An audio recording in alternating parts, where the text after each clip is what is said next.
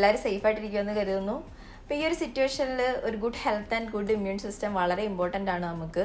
അതുകൊണ്ട് ഞാൻ immunity ബൂസ്റ്റിങ്ങിന് help ചെയ്യുന്ന 3 ജ്യൂസസ് എന്ന് പരിചയപ്പെടുത്താം. അപ്പോൾ നമ്മുടെ ശരീരത്തിന് വേണ്ട എസെൻഷ്യൽ ന്യൂട്രിയൻസ് ആയ വൈറ്റമിൻസ്, മിനറൽസ്, ആൻറ്റി ഓക്സിഡൻസ് ഒക്കെ ധാരാളം കാണുന്നത് ഫ്രൂട്ട്സിലും വെജിറ്റബിൾസിലും ആണ്. പക്ഷേ എന്നും പറഞ്ഞ് ഫ്രൂട്ട്സും വെജിറ്റബിൾസും മാത്രം കഴിച്ചാൽ നമ്മുടെ ഇമ്മ്യൂണിറ്റി ഡെവലപ്പ് ചെയ്യത്തില്ല. അതിന് വേണ്ടിയിട്ട് മെയിൻ ഇൻടേക്ക് എപ്പോഴും പ്രോട്ടീൻ റിച്ച് ഫുഡ് തന്നെ ആയിരിക്കണം. പ്രത്യേകിച്ച് കുട്ടികളുടെ ഫുഡിൽ ഫിഷും മീറ്റും എഗ്ഗും ഒക്കെ ധാരാളം ഉൾപ്പെടുത്തുക.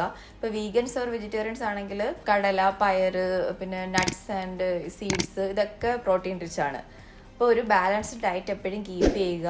നല്ല ഫുഡൊക്കെ കഴിച്ച് എല്ലാവരും ഹെൽത്തി ആയിട്ടിരിക്കുക. അപ്പോൾ നമുക്ക് ജ്യൂസ് റെസിപ്പിയിലോട്ട് നോക്കാം. പിന്നെ ഓരോ ഇൻഗ്രീഡിയൻസിൻ്റെയും detailed health benefits and other details ഒക്കെ ഞാൻ ഡിസ്ക്രിപ്ഷൻ ബോക്സിൽ കൊടുക്കുന്നുണ്ട്. Please check it out.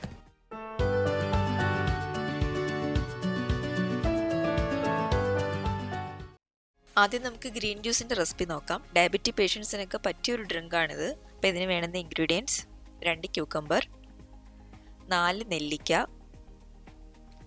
കുറച്ച് മിൻറ്റ് ലീവ്സ്, ഒരു 1/2 ഇഞ്ച് വലുപ്പത്തിൽ മഞ്ഞൾ, പച്ചമഞ്ഞൾ, പിന്നെ 1 ഇഞ്ച് വലുപ്പത്തിൽ ഇഞ്ചി. ഇത് രണ്ടും ഞാൻ എല്ലാ ജ്യൂസിലും ചേർക്കുന്നുണ്ട്. പിന്നെ 2 പിയർ. ഇതിൽ മിൻറ്റ് ഇഷ്ടമല്ലാത്തവർക്ക് വേണമെങ്കിൽ അത് സ്കിപ്പ് ചെയ്യാം. ബാക്കി എല്ലാം കൂടി ജ്യൂസാക്കിയാൽ തന്നെ നല്ല ടേസ്റ്റി ആയിട്ടുള്ള ജ്യൂസ് കിട്ടും. അപ്പോൾ ഇതെല്ലാം കൂടി നമുക്കൊരു ജ്യൂസറിലിട്ട് ജ്യൂസാക്കി എടുക്കാം. ഇപ്പോൾ ജ്യൂസർ അല്ലെങ്കിൽ മിക്സിയിലോ ബ്ലെൻഡറിലോ ഒക്കെ ഇട്ട് സ്മൂതി ആയിട്ട് തന്നെ എടുക്കാം. അല്ലെന്നുണ്ടെങ്കിൽ ഒരു നല്ല സ്ട്രെയിനർ വെച്ചിട്ട് അരിച്ചെടുത്താലും മതി.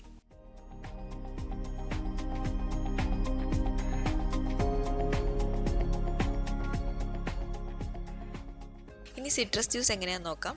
അതിനുവേണ്ടി ഒരു ഗ്രേപ്പ് ഫ്രൂട്ട്, അതിൻ്റെ തൊലിയൊക്കെ കളഞ്ഞിട്ട് വേണം എടുക്കാൻ. പിന്നെ 3 ക്യാരറ്റ്, 1/2 ഇഞ്ച് വലുപ്പത്തിലുള്ള മഞ്ഞൾ, പിന്നെ 1 ഇഞ്ച് വലുപ്പത്തിൽ ഇഞ്ചി, പിന്നെ ഒരു ഓറഞ്ച്.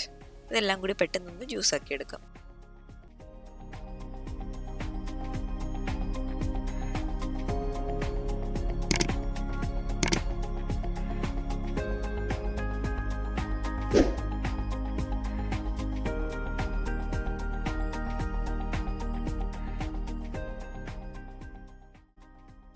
അടുത്തത് ബീറ്റ് ജ്യൂസ് ആണ്. അതിനുവേണ്ടി ഒരു വലിയ ബീറ്റ്റൂട്ട് കുഞ്ഞു കഷ്ണങ്ങളാക്കിയിട്ട് വേണം ഇടാൻ. പിന്നെ ചെറിയ 3 ക്യാരറ്റ്, പിന്നെ മഞ്ഞളും ഇഞ്ചിയും നേരത്തെ പോലെ തന്നെ, പിന്നെ ഒരു ആപ്പിൾ. ഇതെല്ലാം കൂടി ഒന്ന് ജ്യൂസാക്കാം.